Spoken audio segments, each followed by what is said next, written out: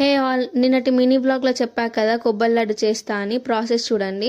First ఇలా నీట్గా కొబ్బరిని ఒలుచుకున్నాక చిన్న చిన్న పీసెస్గా చాప్ చేసుకోవాలి.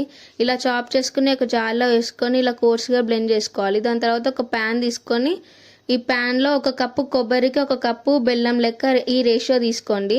బెల్లం వేసుకున్నాక 2 స్పూన్స్ ఆఫ్ వాటర్ వేసుకొని మొత్తం కరగబెట్టుకొని ఇలా మొత్తం లమ్స్ లేకుండా కరిగినాక స్ట్రెయిన్ చేసుకోండి. మన డస్ట్ ఉన్న వెళ్ళిపోద్ది.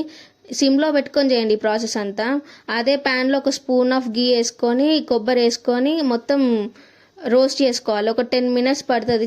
సిమ్లో పెట్టి రోస్ట్ చేసుకోవాలి. రోస్ట్ చేసుకున్నాక ఈ బెల్లం సిరప్ తీసుకొచ్చి ఇలా వేసేయాలి. దాని తర్వాత ఇలాచి పౌడర్ వేసుకోవాలి.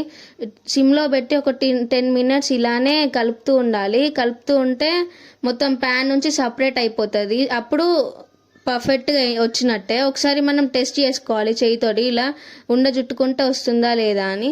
దాని తర్వాత కొంచెం చల్లగైనాక చేతిలో కొంచెం తీసుకుంటూ ఉండలు చేసుకోవాలి. ఇలా ఉండలు చేసుకొని పక్కన పెట్టుకున్నాక చూడండి కొబ్బరి లడ్డు రెడీ అయిపోయింది. ఇవన్నీ ఒక ఎయిటెడ్ కంటైనర్లో పెట్టుకోవాలి, ఒక జార్ కంటైనర్లో పెట్టుకోవాలి.